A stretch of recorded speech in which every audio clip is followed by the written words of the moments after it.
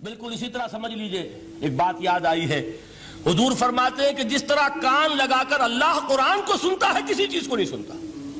ہمیں نظر نہیں آتا نا، ہمیں معلوم نہیں، ہم قرآن پڑھ رہے ہیں تو سننے والا کون ہے؟ سب سے زیادہ کان لگا کر خود اللہ۔ یہاں اس لیے مجھے یاد آیا کہ ابو موسیٰ اشعری کو کیا پتا تھا کہ کون سن رہا ہے؟ وہ اپنی کیفیت میں نماز میں تہجد میں قرآن کی تلاوت کر رہے تھے، اور ظاہر بات ہے ان کے گھر ایکڑوں میں بنے ہوئے نہیں تھے، ایک ایک کمرہ، ایک ایک کوئی حجرہ، ایسے ہی تو گھر تھے نا صحابہ کے، لہذا حضور پاس سے گزرے، آواز آئی، کافی دیر سنتے رہے۔ اس کے بعد آپ تشریف لے گئے، صبح فجر میں ملاقات ہوئی تو حضور نے تحسین کے انداز میں فرمایا، یا ابا موسیٰ انک قد اوتیت مزمارا من مزامیر آل داؤد، اے ابو موسیٰ تمہیں تو آل داؤد کے سازوں میں سے ایک ساز اللہ نے عطا فرما دیا ہے۔ جس طرح حضرت داؤد، لہن داؤدی مشہور ہے کہ جب وہ پچھلے پہر رات کو حمد کے ترانے الاپتے تھے، قرآن میں ہے کہ پرندے شامل ہو جاتے تھے ساتھ، اور پہاڑ وجد میں آتے تھے، پہاڑ بھی ان کے ساتھ شریک ہوتے تھے۔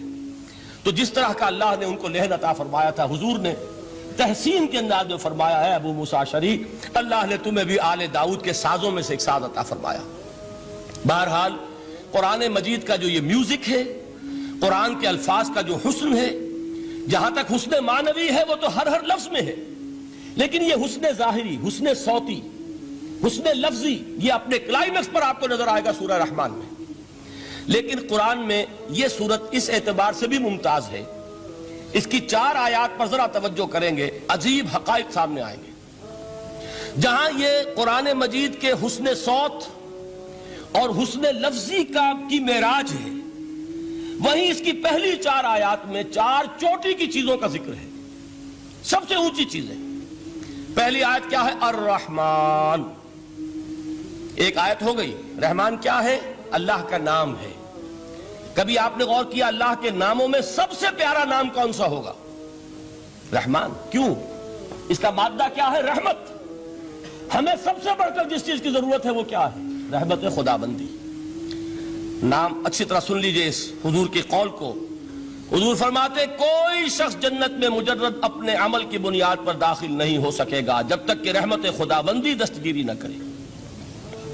کسی صحابی نے بڑی ہمت اور جرأت کا ثبوت دیا کہ پوچھ لیا، کیا حضور آپ بھی؟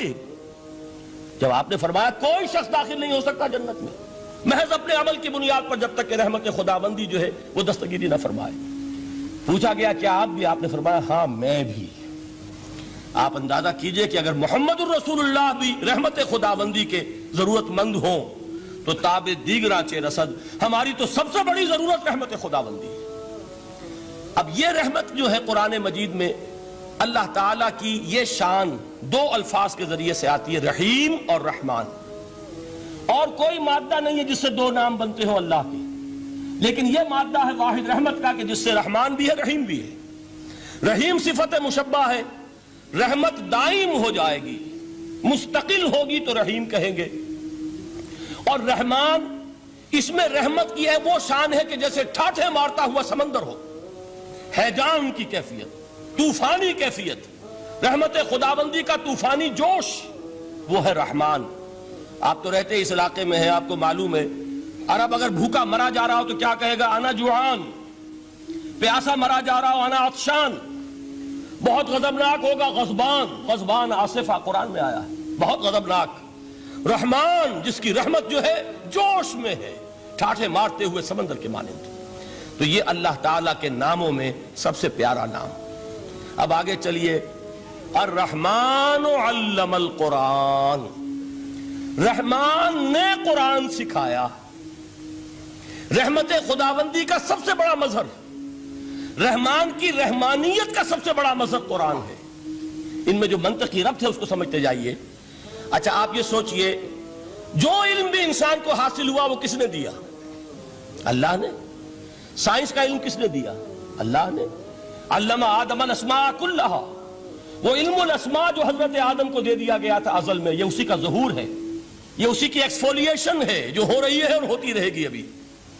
اور دوسرے علم ہے وہ کس نے دیے؟ اللہ نے دیے۔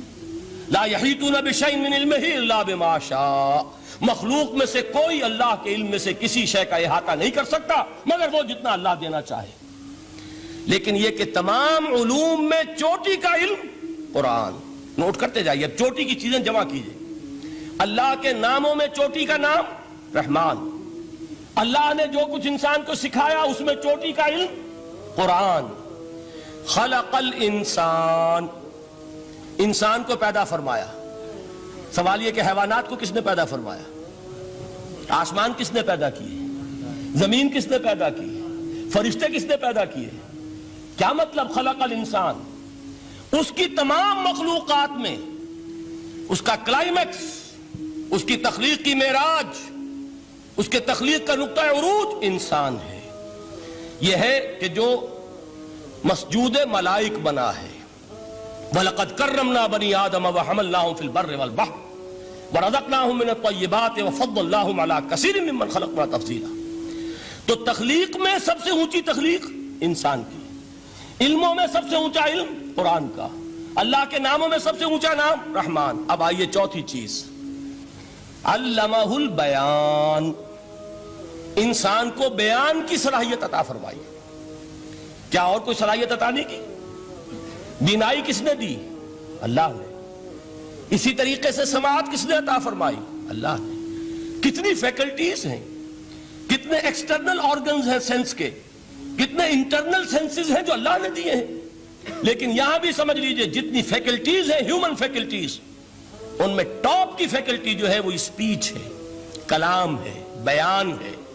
جن لوگوں نے میڈیکل سائنس کا مطالعہ کیا ہے وہ جانتے ہیں کہ یہ برین ہے، ہیومن برین، اس برین میں جو وہ اوپر ایک زرد سا مادہ ہوتا ہے، گرے میٹر، اس کی ایک کوٹنگ ہوتی ہے، یہ ہائیسٹ ایوالوڈ فارم ہے. اور اس میں سب سے بڑا رقبہ جو ہے وہ اسپیچ سینٹر کہلاتا ہے. اسی لیے انسان کو حیوان ناطق کہتے ہیں. حیوان کے اور انسان کے مابین امتیاز قائم کیا گیا، نطق، گویائی، بولنا. اب یہ کیا چیز ہوئی؟ انسان کی صلاحیتوں میں سے سب سے اونچی صلاحیت. 4 آیتیں ہو گئی نا. اللہ کے ناموں میں سب سے چوٹی کا نام رحمان. اس نے جو علوم پیدا کیے ان میں چوٹی کا علم قرآن. اس نے جو مخلوقات پیدا فرمائی ان میں چوٹی کی مخلوق انسان. انسان کو جو صلاحیتیں اور استعدادات عطا فرمائی ان میں چوٹی کی استعداد بیان. جمع کیجئے نتیجہ کیا نکلے گا؟ وہ نتیجہ ایک حدیث نبوی کی شکل میں سامنے آتا ہے. پہلی حدیث میں نے یہی پڑھی تھی، اس کے راوی کون ہے؟ عثمان ابن عفان. میں حیران ہوتا ہوں وہ قافیہ یہاں بھی موجود ہے، رحمان قرآن، بیان انسان، عثمان عفان. باپ کا نام بھی اسی وزن پر ہے، عثمان ابن عفان. عن عثمان ابن عفان رضی اللہ تعالی عنہ قال قال رسول اللہ صلی اللہ علیہ وسلم. حضرت عثمان شہید مظلوم ذو النورین رضی اللہ تعالی عنہ فرماتے ہیں کہ اللہ کے رسول صلی اللہ علیہ وسلم نے فرمایا خیرکم من تعلم القرآن وعلمہ. تم میں سے بہترین لوگ وہ ہیں جو قرآن سیکھیں اور سکھائیں. قوت بیان جو تمہاری ٹاپ فیکلٹی ہے، اس کا استعمال کسی گھٹیا کام کے لیے نہیں ہونا چاہیے. دیکھیے اردو میں محاورہ ہے کہ توپ سے مکھی نہیں ماری جاتی. توپ بنائی گئی ہے کسی بڑی شے کے لیے، مکھی مارنے کے لیے توپ استعمال نہیں ہوتی. یہ قوت بیان جو ہے، جو ٹاپ موسٹ فیکلٹی ہے ہیومن، جو فیکلٹیز ہیں ان میں سے، اس کا استعمال بھی ٹاپ موسٹ ہونا چاہیے. قرآن کو بیان کرو. وہ جیسے کہ علامہ اقبال نے کہا ہے، بلکہ غالباً ان کے قبر پر آس پاس جو اشعار لکھے ہوئے ان میں سے ایک یہ بھی ہے، اگر یک قطرہ خونداری اگر مشتے پرے داری بیابامن تو آموزم طریق شاہ بازی را. اگر تمہارے اندر ایک قطرہ بھی خون کا ہے اور مٹھی بھر بھی پر اگر اللہ نے دیے ہیں تو میرے پاس آؤ کہ میں تمہیں شاہبازی کے طریقے سکھاؤں.